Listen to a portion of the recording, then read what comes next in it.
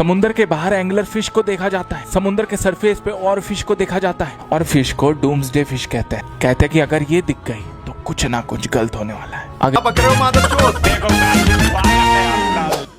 लग गए पार्ट 1 में। ऐसा भाई क्यों बोल रहा है तो सुन लो मेरी जान, क्योंकि कुछ अफवाह ऐसी उड़ रही हैं कि यदि तुम्हारा भाई टट्टी भी कर रहा है या टट्टी भी धो रहा है तो भाई साहब ऐसे निकल निकल के आ रही है कि ये रंग की मछली कहां से आ गई। और वो काली वाली मछली जिसके यहाँ पर लाइट लगी रहती है, और उस लड़की ने चड्डी क्यों उतारी, और IITN बाबा पागल है या सच है। तो देखो गाइस, ऐसा नहीं है कि आपने इस अधकटी मछली को नहीं देखा हो, कहीं ना कहीं तो जरूर देखा होगा, और इससे रिलेट हो रहा है कि भाई साहब दुनिया में पक्का कोई डिजास्टर होने वाला है। हो सकता है वो अपनी ड्रेस दिखाने आई हो।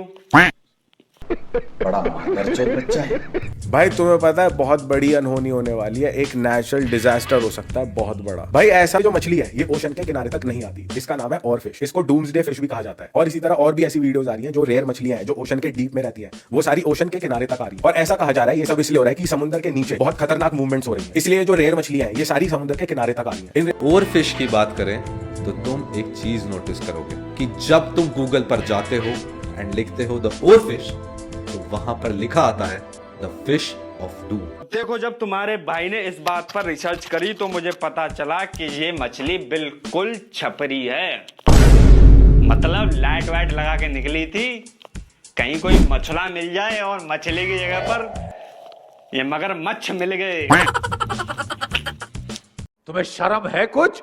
आप लोगों ने ये वाली वीडियो तो देखी होगी जिसमें एक फिश सरफेस आती हुई देखी जाती है, और कमेंट बॉक्स में हर कोई ये बोल रहा है कि क्या कोई नेचुरल डिजास्टर आने वाला है। ऐसा पहली बार नहीं हुआ है। 2011 में जापानीज बीचेस पर इसी तरह की 20 फिश देखी गई थी, एंड ठीक 1 महीने बाद हमें देखने को मिला था जापान की हिस्ट्री में आई सबसे भयंकर सुनामी। इसका एक देखो गाइस, जब तुम्हारे भाई ने इस पर भी रिसर्च करी ना तो पता चला कि वो मछली रशियन थी, और उसको ढूंढते ढूंढते ये काला वाला मछला जो है ये साउथ अफ्रीका से है, तो उसको ढूंढते ढूंढते ऊपर आया था एक्चुअली। और इस चक्कर में वो मर गया है यार। और इस खबर ने देश को इतना झकझोर दिया कि देश शायद अब इस सदमे से कभी ना खड़ा हो पाए। लेकिन मुझे लगता है कि वो अपना बल्ब चेंज करवाने आया था। हो ही सकता है भाई, कलयुग। अच्छा। तो गाइस, चलेंगे देश के दूसरे मुद्दे पर कि उस महिला ने अपनी क्यों उतारी लड़ाई से पहले तो मैं बता देता हूं कि इस खबर ने मुझे भी अंदर से झकझोर कर रख दिया। मेरी भी समझ में नहीं पड़ रहा है कि मैं इस पर क्या ही बोलूं, लेकिन मुझे लगता है कि वो एकदम खुल के लड़ना चाहती थी यार। इसके बाद का फैसला तो पता नहीं, लगता काट दिया लड़के का। सच बताऊं गाइस, तो हम देश में कभी सीरियस मुद्दों पर बात करेंगे ही नहीं, एक कसम खा ली है। तो देखो गाइस, चलेंगे सीरियस मैटर नंबर 3 पर। क्या IITN बाबा फेक है? तो देखो जरा कैसी लड़ाई चल रही है।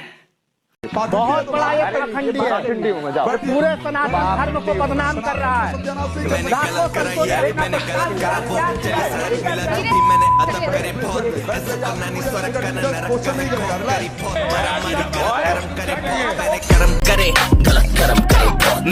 देखो गाइस, जब तुम्हारे भाई ने भाई साहब दोनों बाबाओं को लड़ते हुए देखा ना, तो मुझे ऐसा लगा कि एक पार्लियामेंट में एक कुर्सी अलग से एक बाबा के लिए भी होनी चाहिए, और वो एक ही होनी चाहिए, ताकि चुनाव हो देश में कि कौन सा बाबा उस गद्दी पर बैठेगा।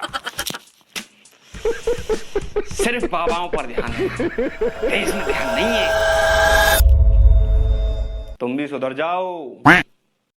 क्यों, तेरी क्या गाड़ मार ली थी मैंने? हमारे लिए भी वार्निंग है, चैनल को सब्सक्राइब कर लेना, बेल आइकन कतई ऑन कर लेना, और देखो गाइस, देश को बढ़ाने में थोड़ा सा योगदान दो ना यार, प्लीज, अपने भाई की तरह।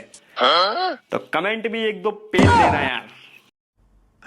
गजब टू भी बाज आदमी। गाना सुनना है? अरे हाँ भाई लगा हाँ दो भाई, लगा दो लगा दो लगा दो। गाना बजाओ। सारा